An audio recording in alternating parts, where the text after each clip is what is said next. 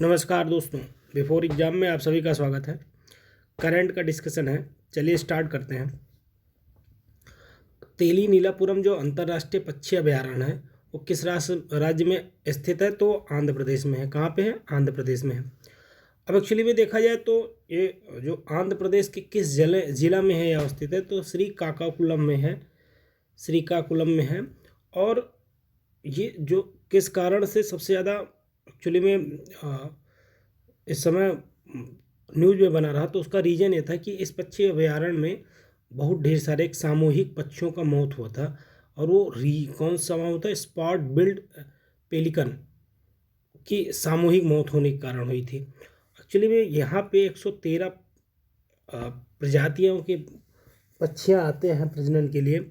और ये कहाँ कहाँ से आते हैं? तो हर साल साइबेरिया, रूस, मलेशिया, हंगरी, सिंगापुर और जर्मनी अलग अलग भागों से आते हैं। और एक्चुअली ये जलाशय में जो शिकार करने वाले 100 से अधिक पक्षियों की मौत हो गई थी, उसके कारण ये क्या था? सबसे ज़्यादा चर्चा का विषय बना रहा। अगला जो है, अभी आप देखे होंगे कि एक नए प्रकार के कोरोना वायरस के बारे में डिस्कशन चल रहा था। ये न्यूकोव, ये न्यूकोव क्या है और किससे पहचान हुई? तो ये चमगादड़ में हुई, सबसे पहली बात। और दूसरा देखा जाए तो न्यूकोव का मतलब जो है रोमिसिया, न्यू रोमिसिया है, जो एक चमगादड़ की प्रजाति है जो जो वायरस से संक्रमित हो गई है। चलिए, मैं वायरस से संक्रमित हो गई है। और यह वायरस जो है, यह मार्स अपने कोरोना वायरस से ही जुड़ा है, ना कि सार्स-CoV-2 से।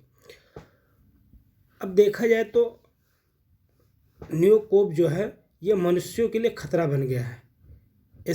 इसका भी अध्ययन चल रहा है, लेकिन यह माना जाता है कि ये खतरे के रूप में है। अगला देखते हैं हम, तो पंडित जसराज का नाम आप लोगों ने जानते होंगे। ये किस क्षेत्र से जुड़े हैं? तो ये स्वर संगीत से। किससे जुड़े हैं? स्वर संगीत से जुड़े हैं। और ये 1930 से 2020 तक थे। मेवाती घराने से संबंधित है। मेवाती घराने से संबंधित है और भारतीय शास्त्रीय गायक हैं। अब इनका चर्चा का विषय अब देखा जाए तो 2020 तक ही थे, उसके बाद ये एक्सपायर कर गए थे। तो चर्चा का विषय कैसे रहा? क्योंकि न्यूज़ में अभी बना हुआ है। तो इसका रीज़न ये है कि अभी प्रधानमंत्री नरेंद्र मोदी जी की अध्यक्षता में एक पंडित जसराज संस्कृत फाउंडेशन का शुभारंभ किया गया।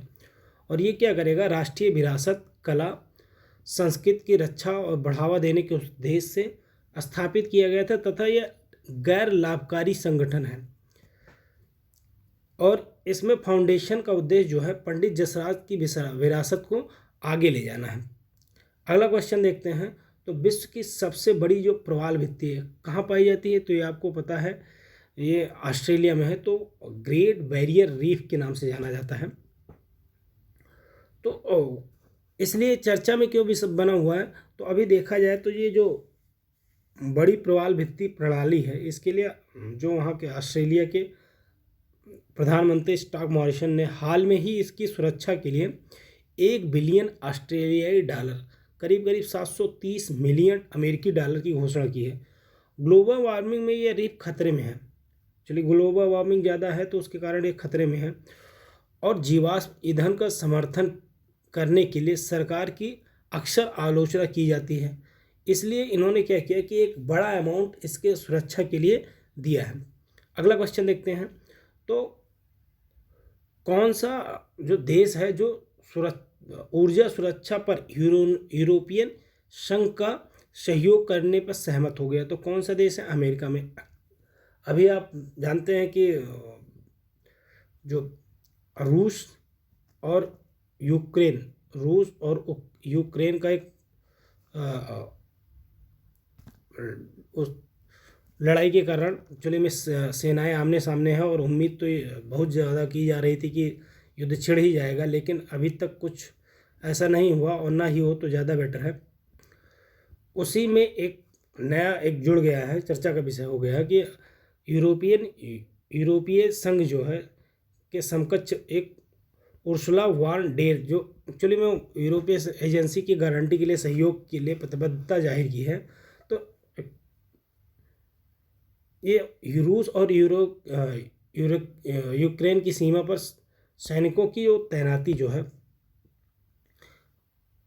करने से एक गतिरोध उत्पन्न हो गया था, और इस गतिरोध के बीच में ही एक संयुक्त सहयोग बयान जारी किया गया। यूरोपीय संघ जो है वो एक्चुअली में अभी लगभग 1/3 गैस आपूर्ति के लिए रूस पर।